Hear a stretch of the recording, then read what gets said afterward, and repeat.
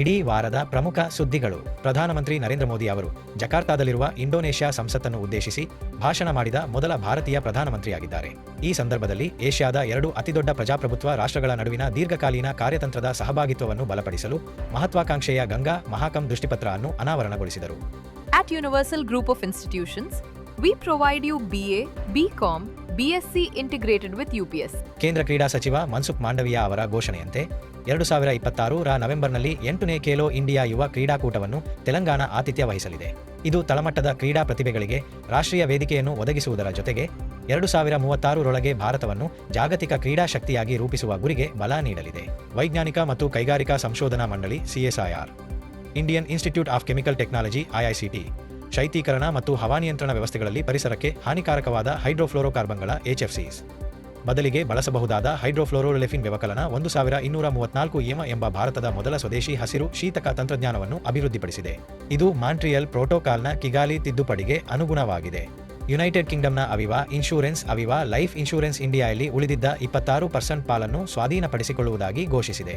ಇದರಿಂದ ವಿಮೆ ಕ್ಷೇತ್ರದಲ್ಲಿ 100% ವಿದೇಶಿ ನೇರ ಹೂಡಿಕೆಗೆ FDI ಅವಕಾಶ ನೀಡಿದ ನಂತರ ಭಾರತದಲ್ಲಿನ ತನ್ನ ಜೀವ ವಿಮಾ ಸಂಸ್ಥೆಯನ್ನು ಸಂಪೂರ್ಣವಾಗಿ ಸ್ವಾಧೀನಪಡಿಸಿಕೊಂಡ ಮೊದಲ ವಿದೇಶಿ ವಿಮಾ ಸಂಸ್ಥೆ ಎಂಬ ಹೆಗ್ಗಳಿಕೆಗೆ ಪಾತ್ರವಾಗಿದೆ. CSIR ಕೇಂದ್ರೀಯ ಗಣಿಗಾರಿಕೆ ಮತ್ತು ಇಂಧನ ಸಂಶೋಧನಾ ಸಂಸ್ಥೆ ಸ್ಮಾರ್ಟ್ ಆಲ್ಗಲ್ ಲಿಕ್ವಿಡ್ ಟ್ರೀ ಎಂಬ ಮೊಬೈಲ್ ದ್ರವ ಮರ ತಂತ್ರಜ್ಞಾನವನ್ನು ಅಭಿವೃದ್ಧಿಪಡಿಸಿದೆ. ಇದು ಸೂಕ್ಷ್ಮ ಶೈವಲಗಳ ಮೈಕ್ರೋ ಆಲ್ಗಿ ಮೂಲಕ ಜನದಟ್ಟಣೆಯ ನಗರ ಪ್ರದೇಶಗಳ ಗಾಳಿಯನ್ನು ಶುದ್ಧೀಕರಿಸಿ ನಗರ ವಾಯುಮಾಲಿನ್ಯ ಸಮಸ್ಯೆಗೆ ಕ್ರಾಂತಿಕಾರಿ ಪರಿಹಾರ ಒದಗಿಸುತ್ತದೆ.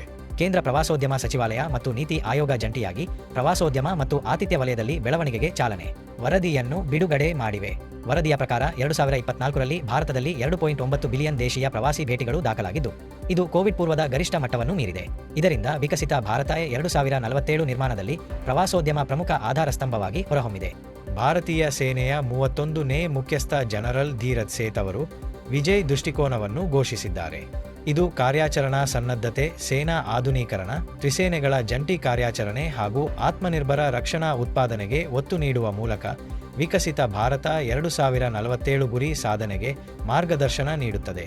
ಬಂದರುಗಳ ನಿಯಂತ್ರಣ, ಕಂಟೇನರ್ ಸ್ಕ್ಯಾನಿಂಗ್, ಕರಾವಳಿ ನಿಗಾ, ಸೈಬರ್ ಭದ್ರತೆ ಹಾಗೂ ಗುಪ್ತಚರ ಸಮನ್ವಯವನ್ನು ಬಲಪಡಿಸಲು ಭಾರತ ಸರ್ಕಾರ ಕಾನೂನುಬದ್ಧ ಬ್ಯೂರೋ ಆಫ್ ಪೋರ್ಟ್ ಸೆಕ್ಯುರಿಟಿ ಸ್ಥಾಪಿಸಲಿದೆ. ರಾಷ್ಟ್ರೀಯ ಜೀವವೈವಿಧ್ಯ ಪ್ರಾಧಿಕಾರ ರಾಜ್ಯಗಳೊಂದಿಗೆ ಸಮಾಲೋಚನೆ ನಡೆಸಿ ಅಪಾಯದಲ್ಲಿರುವ ಪ್ರಭೇದಗಳನ್ನು ಗುರುತಿಸಲು, ಸಂರಕ್ಷಿಸಲು ಹಾಗೂ ಅವುಗಳನ್ನು ನಿಯತಕಾಲಿಕವಾಗಿ ಮರುಪರಿಶೀಲಿಸಲು ವೈಜ್ಞಾನಿಕ ಆಧಾರಿತ ಹೊಸ ವಿಧಾನವನ್ನು ಪರಿಚಯಿಸಿದೆ. ಇನ್ನಷ್ಟು ಉಪಯುಕ್ತ ವಿಡಿಯೋಗಳಿಗಾಗಿ ನಮ್ಮ ಚಾನೆಲ್ಗೆ ಸಬ್ಸ್ಕ್ರೈಬ್ ಮಾಡಿ.